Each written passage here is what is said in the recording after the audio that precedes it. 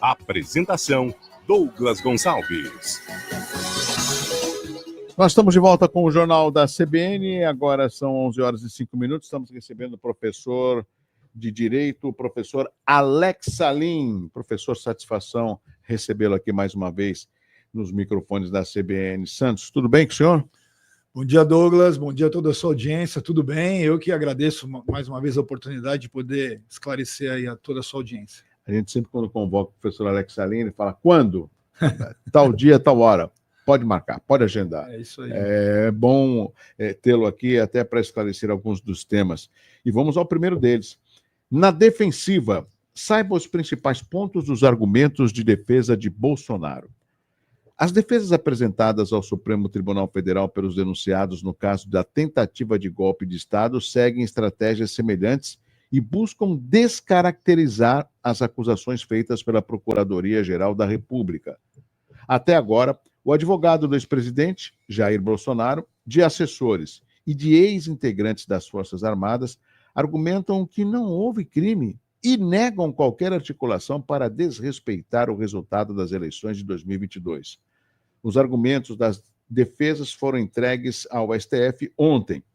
O tribunal ainda vai decidir se aceita a denúncia da PGR, só então os investigados viram réus. O ex-presidente afirma que não houve tentativa de golpe e que a PGR constrói uma narrativa de ficção sem provas concretas. A defesa sustenta os seguintes pontos. Não houve violência nem grave ameaça, condições previstas no Código Penal para configurar golpe. Não há dados objetivos que liguem Bolsonaro a atos criminosos e as reuniões e discursos feitos por ele não podem ser confundidos com execução de crime, e a defesa diz ainda que o caso tem lacunas e presunções que não se sustentam juridicamente. É óbvio, professor Alex Salim, que essas são tópicos da defesa sustentando os pontos que eu acabei de mencionar aqui no Jornal da CBN. Será que são suficientes para, talvez, o STF não acatar? Bom, vamos lá, Douglas. É complexo. Não, só para que a audiência entenda, né? Porque muitas vezes o processo criminal, o processo penal, ele foge um pouco à compreensão da maioria das pessoas. Ele segue toda uma ritualística, vamos colocar assim, é um rito processual, e que a gente tem que entender. Então, nós estamos no momento preliminar, onde a defesa está apresentando argumentos preliminares para que o juiz, no caso aí o STF, ele admita ou não aquela denúncia. Para a gente entender, denúncia, o que a gente chama tecnicamente de denúncia, é a petição inicial de uma ação penal. Então, toda vez que acontece uma infração penal, um crime ou uma contravenção, existe a apuração preliminar feita pela polícia, aquilo vai depois para o Ministério Público, e o Ministério Público, verificando a materialidade do crime e indícios de autoria, ele propõe a ação penal.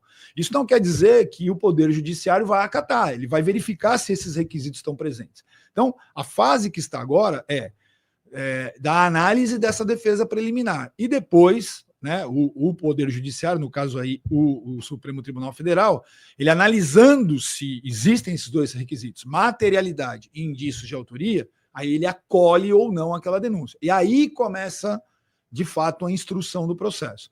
Com relação à defesa, os argumentos da defesa, existem duas vertentes que as defesas em geral usam. Nós dizemos o seguinte: a defesa procura vícios processuais, defeitos que possam ter acontecido na apuração dos fatos, nulidades, como nós chamamos, né? Um grande exemplo disso foi o que aconteceu no processo do presidente Lula, né? O que aconteceu foi a anulação dos processos em razão do entendimento do Supremo que houve um vício processual, uma falha de endereço. Que não poderia, né, ser lá em Curitiba. Que não poderia ser em Curitiba. Então, por isso, veja, não houve uma análise do mérito, houve uma análise de falha processual. Essa é uma linha de defesa. Então, nesse caso, desculpa abrir parênteses, claro, mas esperou esse tempo todo para chegar a essa conclusão? Inclusive, nesse caso, o próprio Supremo chegou a analisar várias vezes esse mesmo pedido, né, do endereço e tal, e por várias vezes ele negou, e depois ele acabou acolhendo, né? Na decisão da lavra do ministro Fachin, no habeas corpus, não, foi no embargo de declaração de um habeas corpus, se eu não me engano. Mas, enfim, então, só voltando ao que eu estava dizendo, né? Existe a linha de defesa processual e a linha de defesa do mérito. né? Então, linha de defesa processual é destacar vícios no processo, vícios no andamento do processo, na apuração. Então vamos imaginar o seguinte, vamos imaginar que uma confissão ela foi obtida por tortura, né? Então a pessoa foi torturada ali e tal, e aí ela confessou. Há um vício nessa confissão, há um vício de origem, da forma como ela foi obtida. Então, tipo, por ser torturada. Por ter sido torturada. Então, eu estou dando um exemplo, mas pode não estou dizendo que é o caso, só para exemplificar. Então, neste caso, o que inviabiliza o processo acontecer é um vício de origem, né? Como aquela prova foi obtida. Essa é uma linha. E a outra linha é desconstruir a própria prova, né? Dizer, olha, a prova não existe, não tem prova daquele fato, ou essa prova ela não leva a essa conclusão. Então, toda a defesa ela tem duas linhas de ataque, vamos colocar assim. Ela ataca a questão processual, eventuais nulidades, etc., e ela ataca o mérito, como nós chamamos, ou seja, aquilo que está sendo argumentado como base para que aquele crime tenha acontecido. Nossa, é incrível. Agora, o que nos causa uma expectativa também é do STF acatar ou não essa defesa, e, se não me engano, o ministro responsável para fazer essa análise é o próprio Alexandre de Moraes, não é? Está na relatoria do ministro Alexandre de Moraes e na turma que ele preside, né? Se não me engano, a segunda turma, que seria ali o início do processo. Veja, é o que eu disse, ainda não existe um processo. Isso é a fase preliminar de análise se vai haver ou não um processo. Então, sempre se analisa esses dois elementos. Materialidade. Vamos lá, para ficar mais fácil para a audiência. No crime de homicídio, quando alguém morre, né, quando alguém é morto por outra pessoa. Tem a vítima. Qual é a materialidade? É a existência do corpo, o cadáver, a pessoa que morreu. Aquilo é a materialidade do crime. Numa lesão corporal, qual é a materialidade? É o laudo pericial indicando que tem hematomas, que houve fratura no corpo da pessoa. Essa é a materialidade. Então, esse é um elemento que tem que ser analisado para acolher a acusação. E o segundo elemento a ser analisado é o indícios de autoria. Eu consigo identificar um autor ou vários autores deste crime, ou a morte, ou a lesão corporal. Eu estou saindo um pouco da questão do golpe de Estado, porque é mais palpável para a gente explicar para a sua audiência. Então, toda ação penal, toda acusação que acontece em todos os tribunais do Brasil, o juiz ele analisa esses dois requisitos. A materialidade daquele crime, se houve a materialidade. Então, por exemplo, se há uma acusação de uso de documento falso ou da falsificação do documento, qual é a materialidade? É o laudo pericial indicando que aquele cheque é falso, que aquela CNH é falso. Essa é a materialidade. E o que é um indício de autoria? É quando a polícia, na sua apuração, ou o próprio Ministério Público, eles conseguem vincular a conduta de uma pessoa àquele resultado, que é a falsificação, a morte de alguém ou a lesão corporal. Inclusive, eles querem, a defesa quer até que a delação, acho que do Mauro Cid, né, que não seja utilizada, né, seja descartada, né, por exemplo. Sim, ela porque a defesa alega um vício. Bom, de fato eu tenho que fazer uma observação, e aqui eu estou fazendo uma análise de acordo com a lei. A lei utilizada é a Lei 12.850 de 2013, que é a Lei de Organizações Criminosas. Essa lei é que traz a previsão da chamada colaboração premiada. Muito fala em delação, né? Mas o termo que está na lei é de colaboração. Esta lei, ela tem um artigo, é o artigo 4º, e tem um parágrafo lá que ele diz o seguinte: o juiz que vai analisar a causa, ele não pode participar dos atos da colaboração. Isso está na lei. O juiz que vai futuramente analisar a causa, ele não participa dos atos que levam à colaboração. Esse juiz hoje... É o Alexandre de Moraes. Então ele não poderia, porque foi divulgada na imprensa o vídeo de uma audiência que foi feita com o coronel Mauro Cid, ele está com seus advogados ali, e quem está presidindo aquela situação é o ministro Alexandre de Moraes. Inclusive o Ministério Público está presente também, o procurador-geral, o doutor Gonê.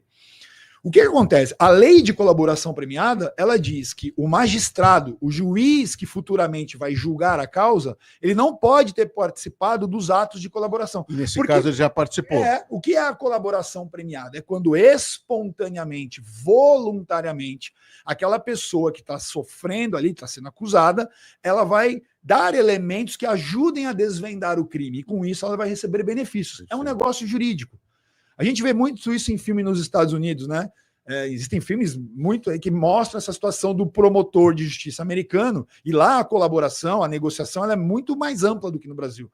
Né? Então tem até um filme chamado Código de Conduta que aparece a negociação do promotor num caso de homicídio. Então, aquela pessoa que colabora e entrega os demais autores do crime, ela recebe um benefício. O que eu estou dizendo? Por que a defesa está alegando que há um problema, um vício?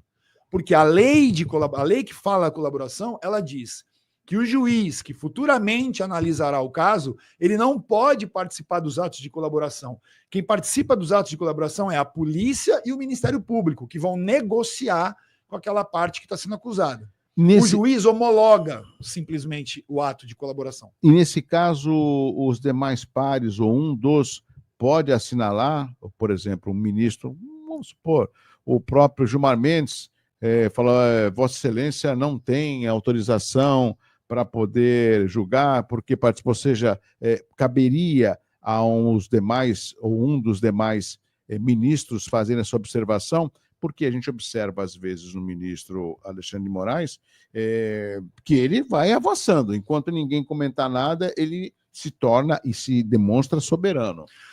Então, em cortes de julgamento colegiado, para sua audiência entender, nos municípios, Santos, Guarujá, Itanhaém, aqui nos municípios, nós temos juízes criminais que estão julgando, nesse momento, ações criminais que estão tramitando. Quando essas ações sobem para uma corte colegiada, então, o Tribunal de Justiça do Estado de São Paulo, né, nós temos o que lá? Desembargadores. E esses desembargadores, eles julgam esses recursos de forma colegiada, que é o caso do STF. A turma que vai julgar são 5 ministros do STF. Quando nós temos julgamentos, nós chamamos colegiados, mais de um juiz, existem debates entre esses julgadores. Eles podem dialogar ali publicamente na audiência. E eles divergem muitas vezes. E um deles ou mais deles pode levantar essa nulidade. Isso é perfeito. Por quê? O que se busca, a gente tem que entender o seguinte: quando um juiz singular, um juiz da cidade ou um órgão colegiado está julgando um caso, o objetivo final é a aplicação da justiça. Então, se há um problema naquele processo, há um vício naquele processo, há uma prova muito fraca para condenar aquela pessoa, o objetivo da justiça tem que ser buscado por quem está julgando. Então, se um dos magistrados analisou de uma maneira e o outro está enxergando de um outro ponto de vista, é sim correto que eles divirjam, não é? Isso não é um problema. As sessões de julgamento no Tribunal de Justiça aqui de São Paulo são públicas, as pessoas podem ir até lá e assistir.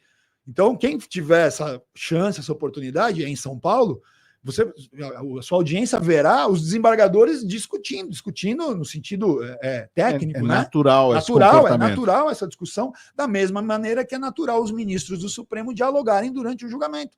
Eles divergem, eles levantam posicionamentos contrários. A gente, né, quando a gente assiste a TV Justiça, que os julgamentos são transmitidos, é muito comum nós vermos ali o ministro Barroso divergindo do ministro Gilmar Mendes, o ministro Alexandre de Moraes divergindo, né, divergia da ministra Rosa Weber, que se aposentou, Carmen Lúcia. Né? Então, é plenamente possível.